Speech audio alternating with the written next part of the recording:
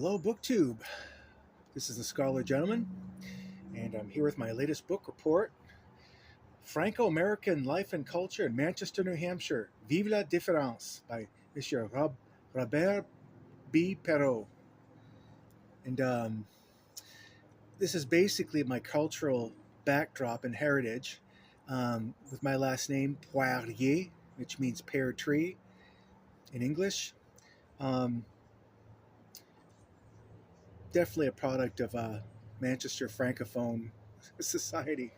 I guess I wanted, after reading Papa Martel by Gerard. Oh, come on, can I remember his last name? Of course, Senior Moment. It's in my previous video if you want to get his Gerard. Anyway, I read this as sort of like just to acquaint myself with my own cultural backdrop. And I learned some interesting things, like in Manchester. Manchester, of course, was a immigrant melting pot like everyone else. We had the mills. We had a mill system which rivaled the original Manchester in England. And apparently, to flee the impoverished, Quebecois countryside, a lot of farmers started migrating down to Manchester and other mill cities in New England to basically improve their fortunes. So they traded in farm life for, like, let's face it, dawn till dusk factory life in the textile mills. And so 1830 to 1860s when they first started coming into Manchester. Let's see, blah, blah, blah. I have these little markers to kind of help me. Thank you, Cams Campbell, for that. Apparently in Manchester, at an East Side parish, Saint Antoine de Padua, St. Anthony. I went to school there for 2 years. It continues to hold one Sunday French Mass. It is thanks to those dedicated few that Franco-American culture lives on, and it's still true today in 2024. What else? So of course, with the Quebecois, French Canadians coming down, and the church coming down along with them, and also sponsoring them, they began to have a huge representation in Manchester, New Hampshire. Let's see. A couple of things that drove. Apparently, they knocked heads with the Irish quite a bit, which is weird because French Canadians are have a heavily Catholic background, and so do the Irish. So it's sort of like, we have the same background, so why are we fighting? And of course, with all that comes all of the racial slurs and epithets and barroom jokes, etc., so on. Let's see.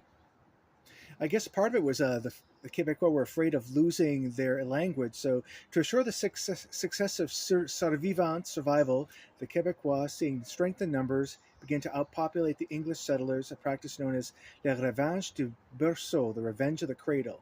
So that's why it was not uncommon to see families with 9 children plus, just like they did on the farm up in Quebec.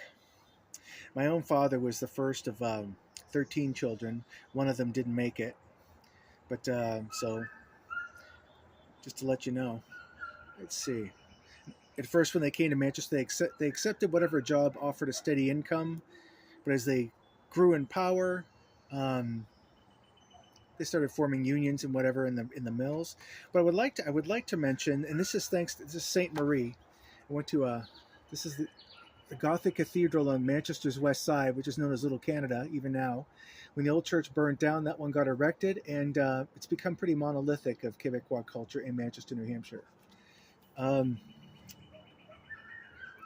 yes, almost forgot. Grace Metalius, author of Peyton Place, comes from Manchester, New Hampshire. She has a huge Quebecois background.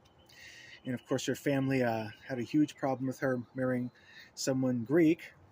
But yeah, apparently her novels caused a great big scandal because the characters did not fit into the dutiful Quebecois wife mode that was expected of her. So she was also a heavy-duty reader, which she basically, that's her right there. The author of this book Monsieur Poirot wants to make a statue of that somewhere in Manchester. She's sitting there looking what she wants to write in her, what do you call that? Her lumberjack, her checkered sweater. That's what I'd like to look like as a writer. Just have to actually write something. Okay.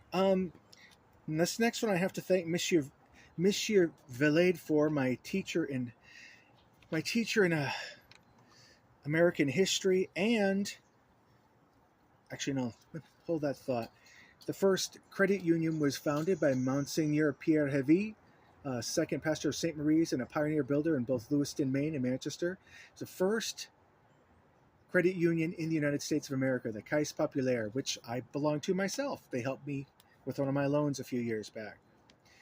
And come World War II rather, Monsieur René Gagnon was one of the flag raisers at Iwo Jima.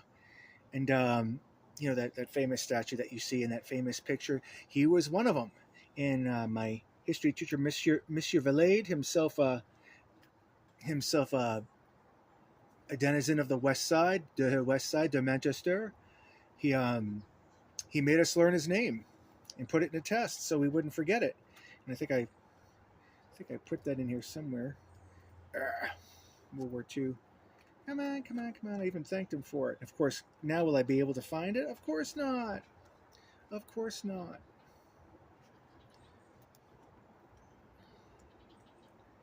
But yeah, René Gagnon.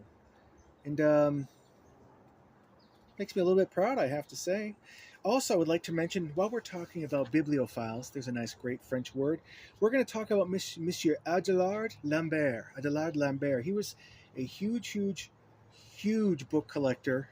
And let's see.